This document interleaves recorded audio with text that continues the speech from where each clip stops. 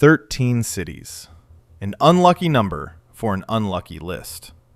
Somewhere in Texas right now, there is a town of 16,000 people with a violent crime rate that is statistically double Chicago's.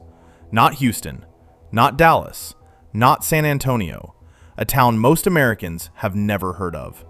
And it is not even the most shocking entry on this list. These are 13 places in Texas you should seriously never move to. We're going deep, real data, real problems, and the kind of numbers that relocation guides and real estate agents will never show you. Starting at number 13 and working our way to number 1. Welcome to Inside Texas. Every day, roughly 1,000 people move to Texas. The state added 391,000 new residents last year alone, more than any other state in the country. People are coming from California, from New York, from the Midwest, and a lot of them are making the decision based on headlines. No income tax, booming economy, wide open space, and for a lot of Texas, that is true. But Texas is enormous. It is bigger than France, and some parts of this state have crime rates, poverty levels, and living conditions that would shock anyone who bought into the "everything is better in Texas" narrative. This video is not anti-Texas. This is pro-information, because if you are going to move here, you deserve to know the full picture, not just the marketing version. Quick note before we start. Crime statistics are city-wide averages. Not every neighborhood in these cities is equally affected, but the aggregate numbers tell a story that potential residents need to hear. And the city at number 1, it will change how you think about this state entirely. Let's go. Number 13. Alice, Texas. Alice sits in the South Texas brush country, about 70 miles west of Corpus Christi. Population around 17,700. It is the seat of Jim Wells County, and on the surface, it looks like a quiet ranching town, the kind of place you drive through on Highway 281 without thinking twice. But the data tells a different story. The violent crime rate in Alice is 432 per 100,000 residents. That is 129% above the Texas average. The total crime rate runs at nearly 4,800 per 100,000, meaning the average resident faces a real and measurable risk every single year. The economy is thin. Oil and gas provide some jobs, but when energy prices dip, Alice feels it immediately. The median household income sits well below the state average, and opportunities outside of ranching and energy are scarce. For a town this small, the combination of elevated crime and limited economic mobility creates a cycle that is extremely difficult to break. Alice is not the kind of place you hear about on the news. It is the kind of place where the problems are quiet, persistent, and ignored. And that makes it dangerous in a way that does not make headlines. Number 12. Snyder, Texas. We move northwest, deep into West Texas. Snyder has about 11,200 people and sits in Scurry County, roughly 90 miles southeast of Lubbock. It is small, remote, and almost entirely dependent on oil. The violent crime rate here is 873 per 100,000. For a town of 11,000 people, that number is staggering. It is nearly triple the national average. Snyder boomed when oil prices were high. Workers flooded in, money was everywhere, and the town expanded. When prices crashed, the workers left, but the problem stayed. Drug activity, particularly methamphetamine, took hold in the vacuum the oil money left behind. The infrastructure was never built for what Snyder became during the boom, and it certainly was not built to handle the fallout of the bust. Drive through the older residential areas, and you can see it. Houses that have not been maintained in years, businesses that closed and never reopened. Snyder is what happens when an entire town's economy is a single commodity. When that commodity drops, everything drops with it. Number 11. Odessa, Texas. Stay in the Permian Basin and head southwest. Odessa has about 115,000 people, and it is the poster child for the Texas oil boom and bust cycle. When oil is at $100 a barrel, Odessa is flush. Trucks everywhere, hotels full, roughnecks making six figures. When oil drops to 30, Odessa collapses.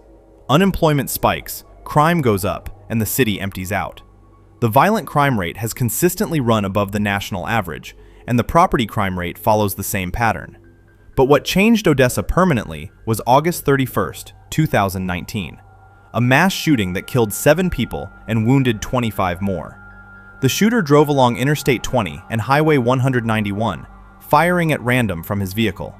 That day fundamentally altered the way residents think about safety in their own city. The economic volatility alone would put Odessa on this list. The fact that it is also scarred by one of the deadliest mass shootings in Texas history makes it impossible to leave off. Number 10. Lubbock, Texas. Home of Texas Tech University and roughly 260,000 people, Lubbock sits on the South Plains of West Texas, the Hub City. The nickname feels ironic when you look at what the hub is actually producing. The total crime rate in Lubbock runs at about 3,572 per 100,000 residents. Property crime sits at roughly 42 per 1,000 people, one of the highest in the state. And the violent crime is not just bar fights near campus. The DEA has uncovered direct connections between meth distribution networks in Lubbock and cartels in Sinaloa, Mexico. Lubbock has become a significant node in the drug trafficking pipeline through West Texas. The police department did achieve a 100% clearance rate on the 15 murder cases reported in 2024, which is genuinely impressive. But property theft, auto theft, and meth-related offenses continue to plague the city at rates that a college town should never see. You hear Texas Tech, and you think tailgates and tortillas on the field. The data says something very different about the city surrounding that campus. If you are finding this useful, hit subscribe. This channel is going to cover all of Texas, the good, the bad, and the stuff nobody else is willing to say. Let's keep going. Number 9. Amarillo, Texas. Up in the Texas Panhandle, Amarillo has about 200,000 residents and sits on Interstate 40, the old Route 66 corridor. The violent crime rate runs at 7.2 per 1,000 residents. Meth-related offenses dominate the arrest reports. Auto theft has been climbing at roughly 12% annually. The northern industrial areas of the city account for nearly 45% of all burglaries. Amarillo gets brutally cold in the winter. Ice storms, wind that cuts through you, and scorching hot in the summer. It is geographically isolated. The nearest major city is Lubbock, 300 miles to the south. Dallas is 6 hours away. Denver is 6 hours north. If something goes wrong in Amarillo, you are a long way from anywhere else. The meth pipeline running through the Panhandle has turned what used to be a quiet crossroads city into a place where property crime is a daily reality for residents, and where certain neighborhoods after dark feel nothing like the Amarillo you see in the tourism brochures. Number 8. Humble, Texas. Now we shift to the Houston metro. Humble has about 17,000 people and sits just northeast of Houston along Highway 59. People think they are moving to a safe Houston suburb. They are wrong. The violent crime rate in Humble runs at roughly 10 per 1,000 residents. The property crime rate is over 82 per 1,000. The total crime rate was recently measured at 10,723 per 100,000. Read that number again. For a suburban community of 17,000 people, that means roughly 1 in 10 residents will be touched by crime in a given year. These are not Houston numbers bleeding over. These are Humble's own numbers, generated within its own jurisdiction. The proximity to major highways and commercial corridors makes Humble a magnet for property crime, particularly vehicle theft and retail theft. Residents in online forums describe a growing sense that the suburban promise they moved for no longer matches what they experience day to day. Those first 6 cities were bad, but we are only halfway through an unlucky 13, and the next 7 make those look like vacation spots. If you thought the numbers could not get worse, I genuinely need you to brace yourself, because the city at number 1 has a stat that I triple-checked before putting it in this video. Number 7. Corpus Christi, Texas. The Gulf Coast, beautiful views, beaches, a skyline against the water, and a crime rate that puts all of that scenery in a very different light. Corpus Christi has about 320,000 people, and the violent crime rate sits at roughly 7.9 per 1,000 residents. Property crime runs above 31 per 1,000. Burglary and theft rates have been consistently elevated for years.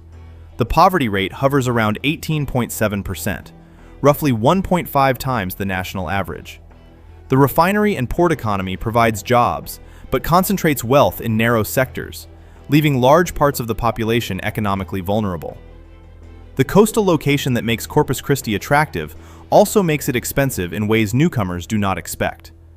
Homeowners insurance premiums in coastal Texas have risen 55% between 2019 and 2024. The average annual premium now sits at $3,291. Texas had $20 billion weather events in 2024 alone. You move for the view. You stay for the insurance bill. Number 6. Gonzales, Texas. This one surprises people. Gonzales is a tiny town of about 7,573 people, roughly 70 miles east of San Antonio. It calls itself the birthplace of Texas independence, the site of the first shot fired in the Texas Revolution. That is the history. Here is the present. The violent crime rate in Gonzales is approximately 1,395 per 100,000 residents. That is 258% above the Texas average. In a town of fewer than 8,000 people, you have a 1 in 72 chance of being a victim of violent crime in any given year. Assaults and aggravated attacks dominate the reports. Limited law enforcement resources and deep economic hardship drive the numbers. For a town this small to generate per capita violence at this level, something structural is broken, and it has been broken for a long time. Gonzales is the kind of place that never makes the national conversation about dangerous cities. Maybe it should. Number 5. Port Arthur, Texas. 90 miles east of Houston on the Gulf Coast, Port Arthur has about 54,000 residents. The poverty rate is 26.7%. That is 91% above the national average. The median household income is $37,794, which is 44% below the national median. More than 1 in 7 households here earns less than $10,000 a year. Let that sit. Less than $10,000 a year. 61% of households earn under $50,000. Unemployment runs at 8.6%. The oil refineries that built Port Arthur still operate, but the wealth they generate does not stay in the city. It flows to corporate headquarters in Houston and overseas. What is left behind is a community where the air smells like petrochemicals, the streets flood regularly, and the median income would not cover rent in most American cities. Port Arthur is the hidden Texas that nobody talks about. It is 90 miles from one of the largest economies on Earth, and it might as well be on a different planet. Number 4. Bellmead, Texas. Just northeast of Waco, Bellmead has about 10,000 people. It is technically a suburb of Waco, but statistically it is in a category of its own. Property crime here runs at 111 per 1,000 residents.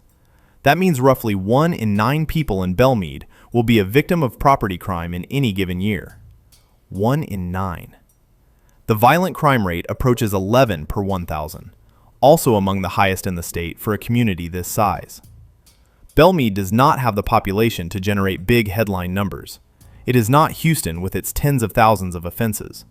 But on a per capita basis, living in Bellmead means accepting a level of risk to your property and your person that most Americans would find unacceptable. The city sits along Interstate 35, which brings transient traffic and the crime patterns that follow major highway corridors.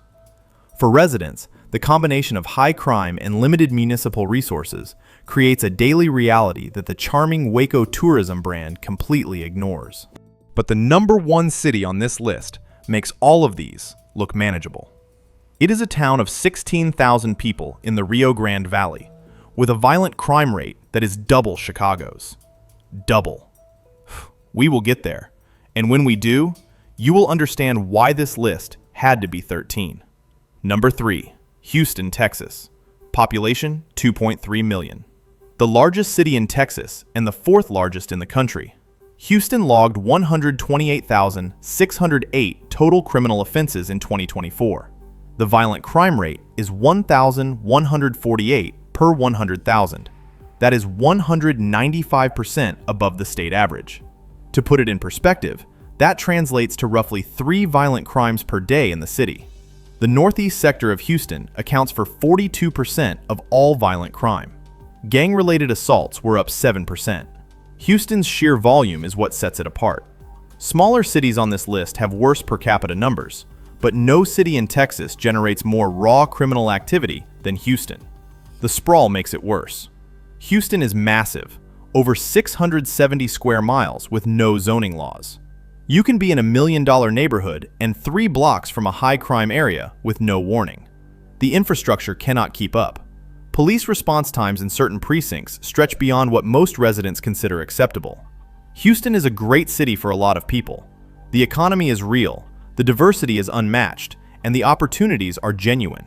But if you move to the wrong part of Houston without doing your research, you are walking into a statistical reality that rivals the most dangerous cities in the country. Number 2, Beaumont, Texas. About 112,000 people, 90 miles east of Houston on Interstate 10. Beaumont has the violent crime numbers of a major metro with almost 2 million fewer residents. The violent crime rate is 1,137 per 100,000.